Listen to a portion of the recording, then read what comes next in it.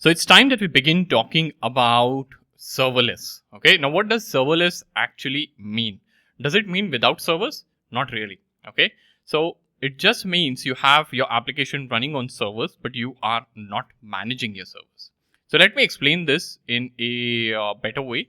Okay, so whenever you deploy your application to a cloud, okay, you will have to manage your servers, right? There will be servers. For example, if you're deploying on AWS, you will have EC2 instances that you will have to manage, right? You will have to patch updates. You will have to make sure that they run the latest software. You'll have to scale. You'll have to monitor whether servers go down or any sort of issues are there. And servers, you will have to do this if you are at scale, and you will also have to do this if you are not at scale. So whether you are at scale or not, you will have to do this. This is not an exception with servers. Okay, now how does serverless helps with this? Okay, so serverless, when you go serverless, you are not managing servers over here. So I added a text over here. Serverless doesn't mean no servers exist. Okay, in serverless, servers still exist. So when you go serverless and when you start building your application in a serverless manner, it does not mean that there is no servers. Okay, it simply means that you are not managing it. And having things run in serverless environment, there are a lot of benefits. Okay, because servers are running behind the scenes, you never see them, or you don't configure them, and you are only focusing on your code and the triggers. Triggers meaning the API call or the event and everything that you have set up. Okay, so that is what serverless is. Okay, so this is the simplest distinction between serverless and the normal ways. Okay, so you can compare it with staying in a hotel. So let's say you are staying in a hotel. Okay, so hotel, I would say, is a serverless approach, and if you're buying and renting a house, that is a normal approach. Okay, so renting the house. Okay, so if you're renting the house, what you would do is you would pay for the electricity bills, you would manage electricity, plumbing, repairs, any sort of repairs that happen. That is something that you would do if you're renting a house. Okay, but when it comes to staying in a hotel, you don't take care of all of this. You just pay based on what you use, and yeah, electricity and everything is taken care by hotel itself. Okay, so in the same way, in serverless, you don't manage OS, you don't manage patches, scalings, software updates. You don't manage server, you just code. Okay, and here in server, like normal server model over here, where you have to manage servers, you pay per hour of usage for the servers. But over here in serverless, generally with AWS, you pay per request and the execution time. So you pay per usage basically, or per request that is being executed on the server. That is what you pay for. Okay, now here in serverless environment, you have to manage the scalability of the application. It is manual, and you have to do the auto scaling setup and all, right? But serverless will auto scale instantly based on the demand. So that's the difference between these two. Now quickly, what I would do is I would come over here to AWS. Okay, now AWS has a service that helps you run your application or run your code in a serverless environment. So here, if you go to products, okay, and click on compute, you're going to see EC2. Now EC2 is the way wherein you get virtual servers and you get full control with compute resources. But you will see serverless over here, the serverless category. So here, this is instances, and here you have serverless category wherein you have something called as Lambda. Okay, so Lambda is a service like AWS Lambda. This is a service wherein you can run code without thinking about servers or clusters. So that is what the tagline is. Okay, and it has a generous free tier as well. It gives you 1 million requests free per month with AWS free tier, and you can click on this to know more about AWS free tier over here. So this is a pricing page for Lambda. Okay, so if you go over here in pricing page, you will see over here. Okay, I don't see any information about free tier, but here you can see this is how you are built. Okay, based on the region. So you can select the region you want to. Okay, and if you scroll down, okay, so I don't see any information on the free tier, but anyways, it just told us that there is a decent free tier that is there for you. Okay, so yeah, this is AWS Lambda, and I hope you have a sense of what Lambda is and what serverless environment is. So in EC2, you would basically need a full server. You will manage the full server and keep it running continuously. But in Lambda, you would just have the code and you would get it run on demand. Okay, that is what you would do. So I hope this has been useful. So now what I've done is I'm here on the AWS console and we'll try getting a Lambda. Okay, so you can search for Lambda over here and select the Lambda service over here. And you can see over here, lets you run code without thinking about servers. So you only pay for the compute time that you can consume. There's no charge when your code is not running. Okay, so your code is there on AWS Lambda. You only pay when your code is executed, which is the compute time. There's no charge when your code is not run. So understand this, okay? With Lambda, you can run your code virtually. You can run code for virtually for any type of application backend service with zero administration. So there is no administration over here, right? And how it works, you can see over here, you can write this kind of simple function. This kind of simple code over here, which is Lambda function. You can write it in Python, Node.js, Java, .NET, you can see Ruby, and you can even have custom runtime if you wish to. Okay, so popular languages are covered already. Okay, and you can have the benefits. So if you're a Java developer, you can see this is how you run Lambda over here. Okay, and you can just say run over here, and you'll see hello from Lambda. Okay, here if you run this will also give you hello from Lambda. Okay, so if you do next over here, Lambda responds to event. So if you go next, you can see over here, if there is any sort of event, you can configure Lambda in a way where this code is executed. So if there is any sort of analytics being sent, any sort of backends you have, data processing that you wish to happen, you can trigger an event to Lambda and it is going to execute it for you. Okay, and next is scale seamlessly. So if there are these many invocations, then the cost increases. Okay, so that is how it basically works. Okay, so this is just a demonstration of how Lambda works. They have created it beautifully on their page. Okay, and you can see over here, it scales up, scale down automatically to handle your workloads, and you don't pay anything when your code is not running. Okay, so this is about Lambda. You can scroll and check different sort of things. This is a pricing over here. Okay, you can take a look at the pricing, and you can go to AWS Lambda pricing as well, and you can get the pricing right now. Okay, get started for free. Okay, so yeah, this is Lambda, and we'll come over here. We'll say create a function. So you have to create a Lambda function basically to begin with Lambda. Okay, and there are multiple options to create the function. So you can author a function from scratch. You can write your own code and upload it over here. Okay, or you can make use of a blueprint. Now, what is a blueprint? So with blueprint, blueprint allows you as a developer to basically make use of ready-made or pre-built functions from AWS. So these are pre-built functions. So you can see over here, hello world function. This is a hello world function template that has been created by AWS. You can even have container image. So you can select a container image if it's uploaded or if it's added on Amazon ECR. Okay, so if Amazon ECR is Elastic Service Registry by Amazon, okay, it's basically used to have host the Docker images. So if you have Docker images pushed over here, you can add the container URI, function name, and it will start over here. Okay, so we can make use of blueprint. I'll say hello world function over here. I can say my first function or something like this. Okay, you can choose the runtime. So runtime is Node.js 22. Okay, you can select any runtime over here based on your requirements. And yeah, this is one thing that I want to talk about. Execution role. So when Lambda executes, it's basically going to need some sort of permissions, right? For example, if Lambda is tasked with doing something on S3 bucket, so it will need permission to access S3. So in such scenarios, there can be a role that can be created with the required permissions for Lambda. Okay, and that is what it is talking about over here. Okay, if you scroll down, this is the Lambda function code. So the boilerplate that we have selected has this code over here. So you can see over here, it is expecting 3 keys over here in the event object. Okay, and it is logging it in the console. That is what it's doing. Okay, so you can come over here and you can just say create function. The moment you see this or the moment you say this, okay, it is actually going to create. So you can see creation of service role. The role has been created. Okay, and this function creation is happening. So first the role was created. Okay, automatically we didn't create it. Okay, and this is created in the IAM console. You can come and see over here. Okay, if you go to roles, you can see this is the function role, right? So you can see executable role, and if you come in role, this is okay, which one was that? So it was this one. Okay, first function role, my first function role.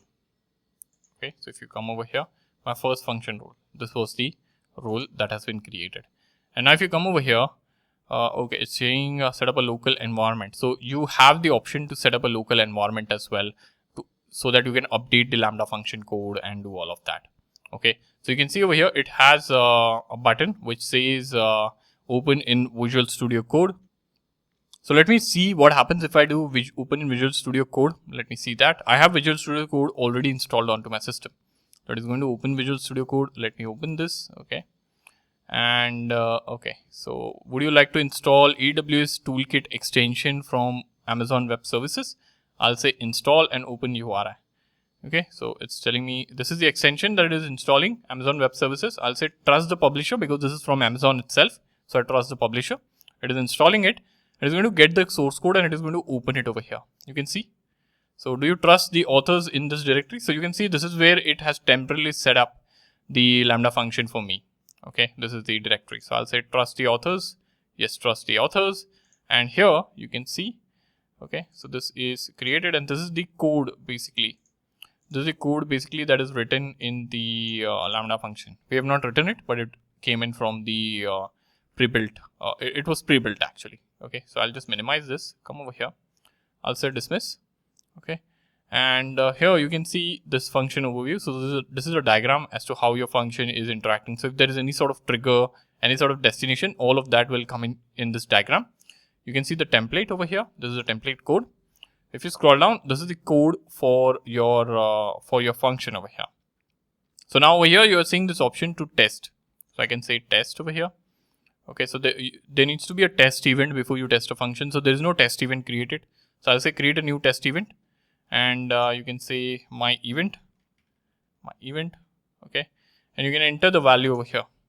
Okay, so you can see the template is being used, hello world, and there are 3 values being passed, key 1, key 2 and key 3, and this key 1, key 2, key 3 will be used over here. So this entire thing will go in as the event object over here, and then key 1, key 2, key 3 will be printed onto the console.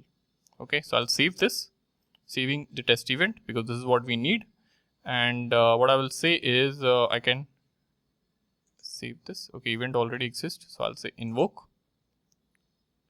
Okay, so you can see now over here, let me see the event. Okay, so you can see the event value 1 is equal to value 1, value 2. So this is coming in from here. You can see this is what is coming in, right? Value 1, value 2, value 3. So you can update this value as well. So I can say value 1, 1. 2, 2 and 3, 3.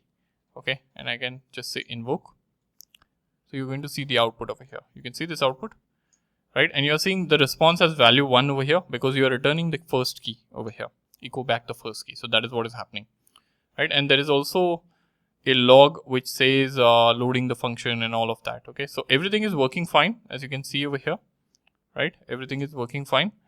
And yeah, we just created our first function. First Lambda function that is serverless and it is executing on AWS Lambda.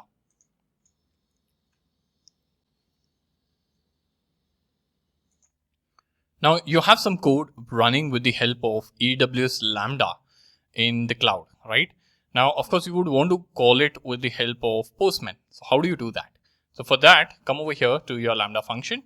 And how do you come to Lambda function? So here in functions, so if you come to Lambda, okay, you would see one Lambda function and go inside, go to your function and then under configuration, okay, here you will have function URL. So you can say create a function URL, okay, and here it will ask you for the authentication type. Okay, so whether you want this URL to be authenticated or not.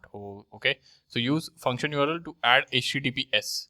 Okay, so this is about function URL, but this is about auth type. So I don't want any sort of authentication type over here, right? So if you can make use of authentication type if you want, but I'm not making use of it. I'm just keeping this as public. Okay, and I'll say save over here. Okay, I don't have any other settings to be added. I'll just say save over here.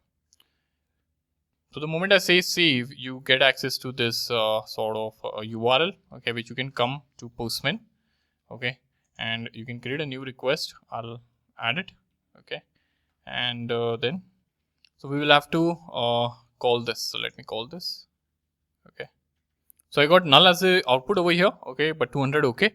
So it's because maybe my function is not deployed. So I'll come over here to code, and I have not deployed it yet. So I'll just deploy it. Okay. So the moment I press deploy. Okay. 200. Okay, but the body is null. Okay, and probably I know why this is happening. Okay, so it's still giving null. The reason is because the return type or return value that we are getting from the Lambda, it has to be a proper HTTP style response, which includes the status and the body separately. Okay, so what you can do is you can come over here. Okay, and here when we are returning event.key1, okay, so I'll just get rid of this event.key1. I don't want to get, okay, and I'll increase the coding area. I'll simply add this code over here. Okay, so you can see over here I'm returning status code. Headers I'm mentioning as application JSON, and within body I'm JSON.stringifying the message over here. Okay, just take a look at this code. Okay, so this is how, so I'm mentioning, so this is a proper HTTP style response that I'm giving over here rather than just returning the value. If you just want to return the value, you can add it under the message over here. Okay, but if you're using Postman, this is what would be expected. Now, once you do this, you will have to deploy. Okay, so because you have undeployed changes, so I'll deploy this first because the function has to be deployed. Now things are deployed. So now I'll come over here and let me trigger this. So now you can see hello from Lambda function URL. You can even pass in the body parameters. So you can come over here raw JSON, and if you remember, we had a test created. So if you go to test, okay, here the test we had created. So what the test event that we created will be under test over here, and you will get the execution details over here like this. Okay, whenever you test anything. So this is another way of making use of test, and you can add it over here and you can run this. So now this is being used, and you can return this with the response if you wish to. Okay, or you can test it like this as well over here. So if I test it, okay, this is in browser testing, so I'll get C message hello from Lambda function URL. Okay, so this is something that I have done over here, and this is working absolutely fine from the Postman. And we now have a URL. Okay, what we have now, we now have a URL, and we are suddenly calling it from Postman. So this is the power of Lambda function. Okay, there is a lot that you can do with the Lambda function. We are running it in the browser. There is no auth. Of course, you can add authentication and all of that. Okay, that can be done. There are ways to do that. But right now, we just wrote some code in the cloud, and we are exposing that code as a REST API. Okay, it's written in Node.js, JavaScript, but it can be written in Python, Java, you saw whatever languages were there. I hope this has been useful so far. So now here we are in the Lambda functions dashboard. Okay, and I want to give you a gist about API gateways. So yes, over here, okay, you created a function URL, and you can basically call this function URL from Postman or anywhere, right? But there is something called as API gateway, which you can make use of, and you can map the API gateway to the Lambda function. Now, you would say that, hey, creating a Lambda function URL also gives you access to a URL that you can call, and API gateway will also give you a URL that you can call. So what is the difference? Okay, so I'll give you some gist over here. So Lambda function URL is the easiest way wherein you just do one click and you get a URL. It is good for testing, quick prototypes, personal projects, because the authentication and the security options you get over here using this function URL of Lambda.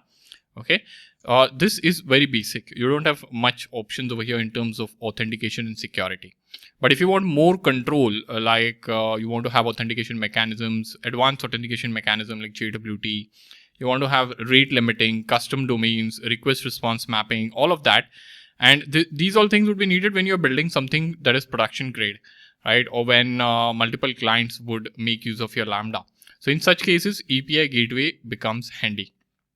Right, so what I would do is I would just come over here and we would search for API gateway, and you can see over here this is a service on AWS, so API gateway. So you can see over here Amazon API gateway is a fully managed service that makes it easier for developers to create, publish, monitor and secure API. So you can expose your Lambda function with the help of this API gateway that is by Amazon. Okay, here in the same region I'll say create an API. Okay, before I create this, here you can even check the pricing. You can click on learn more about pricing, and you can learn more about API gateway pricing. Of course, they have a generous free tier for API gateway free pricing as well. Free tier as well. Okay, but yeah, if you want to check and you're curious, you can check over there. But it's usually free to begin with. Okay, and it's included in free tier. So I'll say create a new API. I'll scroll down. There are multiple types over here. You can see this is a HTTP API. Okay, this works with Lambda HTTP backend. It's a WebSocket API. Okay, this also works with multiple things. REST API. Okay, you gain complete control over request response along with API management facility. You have private REST API. Okay, and this is a REST API that is only accessible from within a VPC. So it's secured, right? So I'll just say REST API. I'll say build over here, and I'll call this as my first REST API. Something like this. You can give whatever description you want, and I'll say I want the IP to be of IPv4 type. Okay, I'll say create an API. Now, the moment you create an API, okay, you will see this sort of a UI over here. So wherein you have to create resources under this API. Okay. So yeah, this is basically a URL, okay, that you are getting. Now understand this, Lambda does not have a URL by its own. You can assign it a function URL. You can create a function URL and get a URL assigned. But having an API gateway and having methods and everything created, like resource methods, everything created, and having it mapped to Lambda is way better than having a normal function, URL.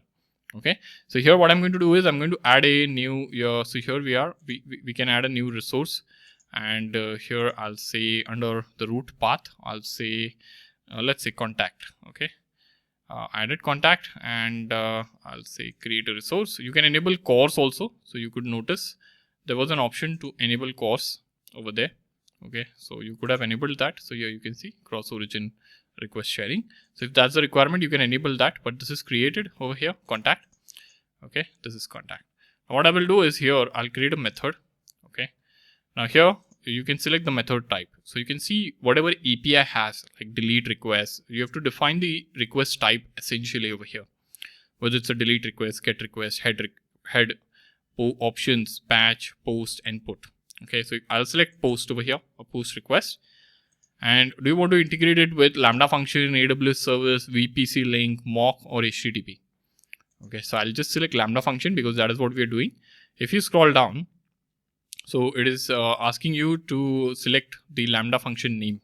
So you can come over here and you'll see this function appear automatically in the auto suggest. So we only have one function, but if you have many functions, you'll have to type in over here and the list will get filtered. So I'll just choose this. Okay. Integration timeout. This is the integration timeout. And then you have some more options over here. So what is the authorization over here? Do you have any sort of authorization? You can select like authorization of AWS IAM. I don't want any authorization. URL string query parameters, URL query string parameters. You can add that as well. HTTP request headers. You can add that. Request body. You can add that if you wish to. So I don't want to add all of that. Okay. I'm just creating an endpoint. I'll just say create a method. Okay. And you can see over here what you have got now. So you can see you have got this sort of the URL. Okay. So this is the entire URL over here. So now this much is created. So I'll do deploy the API. Here you can see the deploy API button, and here it is asking you for the stage. Okay. So you can create any sort of stage if you wish to. Okay. Stage as in you can call it dev, prod. Okay. So I'll call it dev over here. If you don't want any stage to be there, you can select no stage, but I can select dev. You can create a new stage called prod over there. Okay. And you can say deploy. So now you can see over here that this URL, so you can see here the invoke URL has been shared with you. Okay. So you can copy the invoke URL, come over here and replace this URL with the invoke URL. Okay. And it should work the same way ideally. Okay. 403 forbidden. What's the problem over here? Okay. Is it expecting any sort of authentication over here? Okay. So here, one more thing I would want to try. So I was just checking what the issue is. It says missing authentication token, but I realize I have get request over here. Let me change this to post and check what happens. Okay, it is still giving the token issue. So here, let me come to resources. I need to call contact over here, right? So I'll say /dev, okay, and I'll say /contact. Okay, so let me say send. Okay, now you can see it's working fine. Can you see this? Right, it's working fine. Okay, now, and now you are able to get the response over here. So this is a response we are generating from the Lambda function. Okay, and you can see /contact, and this method was not right. Okay, and that is why we were getting that kind of error. But this is working fine now. And one more thing you would see over here, like it is throwing this entire body along with status code, headers, and everything. And this is something that you have written over here. So this was needed for when we had the function URL, right? So this was needed. So you can revert to the previous code over here that you had. So I'll just uncomment this and comment this. So I commented this and I just uncommented this one, and I'll just deploy this. Okay. So I'm updating the function. The function is updated now, and now you won't see this entire JSON. You will just see the body, which is this much information. Okay. So when working with API gateway, okay, you can see the just value 11 is coming. Okay. Now if you update the value to new value like so, and if you send this, you're going to see new value. So whatever you are sending in over here is what you're getting over here. Key 1 is being returned. Okay. I hope this is making sense, and I hope you have some good clarity about API gateway. Okay. Now understand one thing. When you want to call a Lambda over the internet, you can't directly hit it with the browser or Postman. Okay. Or you can, provided if you have a function URL created. Okay. But that's not always the right way to go about. Okay. It's a good practice wherein you have an API gateway and you can map the API gateway to that of the Lambda.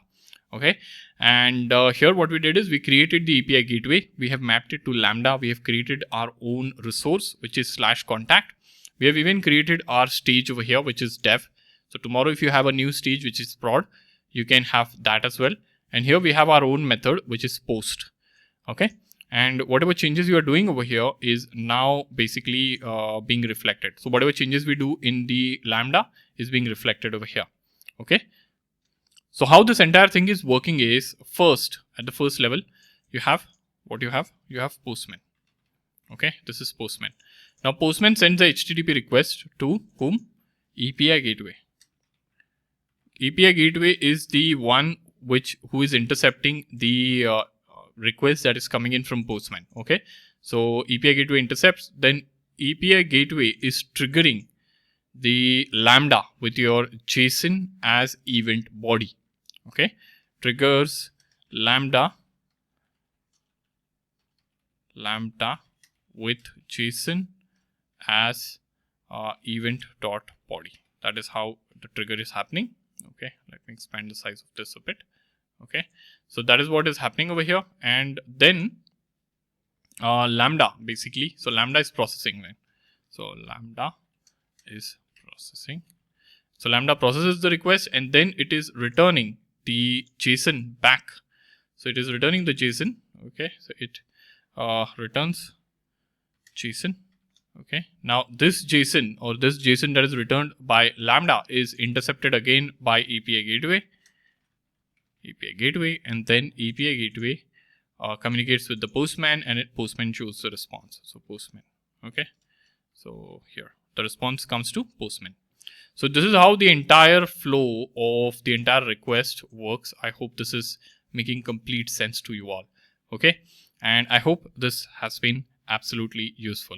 Remember, whenever you are making changes to your Lambda function, be sure to press deploy. Okay, I've faced, like, there have been scenarios wherein I'm wondering why I'm not seeing the changes, and I realized, like, okay, I've missed pressing the deploy button. So deploy button is one thing. Okay, make sure you're calling your API with the right methods. So maybe if you have a resource created using post request, and if you're trying to make an API call using get, that won't work, right? That is going to throw an error. So these sort of things, be sure to keep a track of.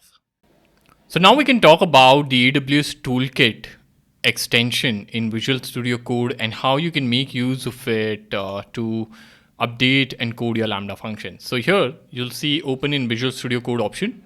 Click on this, and this will just open the Visual Studio Code for you, and it will open this project as well, and it will ask you to install an extension.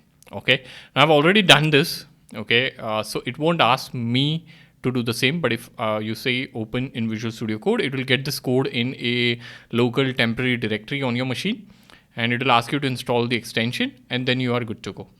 Okay, and also you can configure the AWS CLI locally. So if you have this configured, you can also deploy it, deploy your Amazon function to Visual Studio Code without making use of, not Visual Studio Code. You can deploy your Lambda function locally that you have coded locally to AWS Lambda remotely. Okay, and this is using the AWS CLI. There are commands to do that, but I'm going to talk about Visual Studio Code. So here you can see this Visual Studio Code, and I have already got this configured. So here, this is AWS Assist.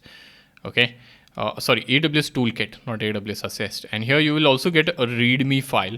Okay, so here you can see what a README file says. Welcome to Lambda local development. Awesome. Okay. You can edit your Lambda function and save it. Okay, you will be prompted to deploy when you are done editing. If you come back later, you can come back later, and if you have more changes to make, okay, you can make use of terminal and favorite package manager to add the dependencies to your project. That's fine. Now you can manage the Lambda function this way. Okay, so there is an AWS Toolkit icon over here. So this is AWS Toolkit icon on the left sidebar, and you can come over here. You can make sure you're connected to the desired region. So here I'm connected to Mumbai. Okay, and here under Mumbai you can see like there are different services. So EC2, are there any EC2 instance over here? So you will see all the services. Under Lambda you can see this function here. Okay, you can see this file that is open here. Okay, that is what it says. Okay, now if you make any sort of change over here, so let's say if I make event.key1, or let's say if I comment this out and if I update it to this, okay, I've made the change, I'll save this. Okay, now it says, would you like to deploy these changes? I can say yes, deploy. Okay, or even if I don't deploy, if you say deploy from here, it will deploy to AWS Lambda. If I don't deploy from here, I have another option wherein I can come here, and you can see over here, save and deploy your code. Right, this is on my function. Save and deploy your code, and you can see it is uploading archive file to Lambda. So what it's doing is, it is zipping the entire project, entire file, and uploading it to Lambda. So you can see now if you come here, and let me refresh the code. So where's the refresh button? Okay, I don't see a refresh button here. Let me refresh this entire page maybe. Okay, rather than searching for the refresh button, it's best. Okay, so the function code has been updated and deployed in another editor. To discard your local change and get the latest deployed version of the code, choose accept. To make a copy of your changes, first choose ignore and save the local version of it. I'll say accept. Okay. The moment you say accept, you will see the changes are visible over here. These are the changes that you did here locally. Okay. You can even revert the changes. Okay. So if you update the changes over here, so let me update the changes here. So now let's say I made use of this editor, and I uncommented this one. Okay, and I deployed from here. Okay, where's the deploy button? This is the deploy button. So I deployed changes. Okay, this is deployed. Now if you come over here, okay, here you will get a prompt that, hey, there is a new version of this function remotely. Would you want to pull that one? Okay, something like that. So let me refresh over here. You can see there are changes to your function since you last edited locally. Do you want to override your local changes? I'll say override. And you will see the changes we did in the cloud editor are back over here. So this is how you can make use of this. Of course, you can even zip the function, and you can upload the function. Okay, so you can right click. Okay, right clicking won't work maybe. So let me reveal this in File Explorer. So you can see this is in File Explorer. I can zip this. Okay, I can say compress to a zip file. Okay, this is added to a zip file, index.zip. I can come over here and I can upload it from here, or zip file. I can select that zip file. So you can see I've navigated to the directory. I'll select index.zip. I'll say open. Okay, and you can say save over here. Now you can see this function will get deployed. So whatever changes you did, you can even manually do this. So what you can do is you can copy this code. Okay, if you don't want to make use of this extension that I just showed you, this extension, which is AWS Toolkit. Of course, this is a great extension, I would say, but you might have some different preferences. Everybody has, right? So if you don't want to make use of this extension, you can create a replica of this function locally. You can create a replica of this file in any folder, and you can zip it and upload it this way, or you can even make use of CLI. So commands, so first command will basically zip the code. It will create a zip file, and second command will basically push the zip file to Lambda, and it will get it deployed. That is also something that can be done. Okay, I hope this has been useful, and I hope you have been able to follow along so far. So here on dashboard, I want to talk about a few options that are available. So I'll go to the Lambda page. So I'll click on Lambda over here. And this is the main dashboard for Lambda functions. So you can see over here, this is basically giving you some stats. Okay, amount of storage, how many Lambda functions you have created, top 10 functions, okay, invocations, concurrent executions, and all of that it is giving you. Okay, account level metrics, everything. So you can get a snapshot of everything that is happening in your account with regards to AWS Lambda over here. Okay.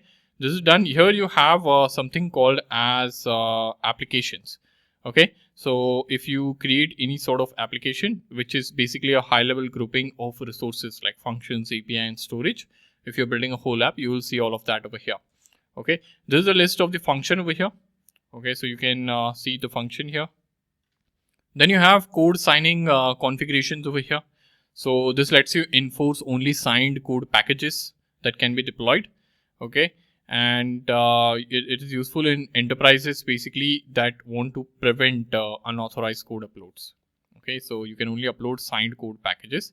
Event source mapping. So this allows your Lambda to connect to an event source that pushes data automatically. For example, SQSQ or DynamoDB stream or Kinesis. And this way, Lambda runs without you calling it manually. So basically, on occurrence of some event, you will have your Lambda triggered. Okay, then you have something called as layers over here. Now layers is basically reusable code libraries that you can attach to multiple Lambda functions. So you can create a layer which is reusable, and you can attach it to multiple Lambda functions. For example, a logging library or any sort of shared sort of code that you wish to have, shared SDK. Okay, and creating a layer will save you from duplicating the code across multiple functions. So that is where this layers comes in. Then you have something called as replicas. So replicas basically show the distributed versions of your function running closer to the users. Okay, so that is what it does. And here you have step state machines, step function state machines. So here you can basically chain multiple Lambdas together into workflows like a flowchart. Okay, it is great for multi-step process, like upload a file, process it, save it to the DB, and then notify, something like that. Okay, so these are some options that you would see, but this functions tab is mainly where you would see your Lambda function reside. I hope this was useful.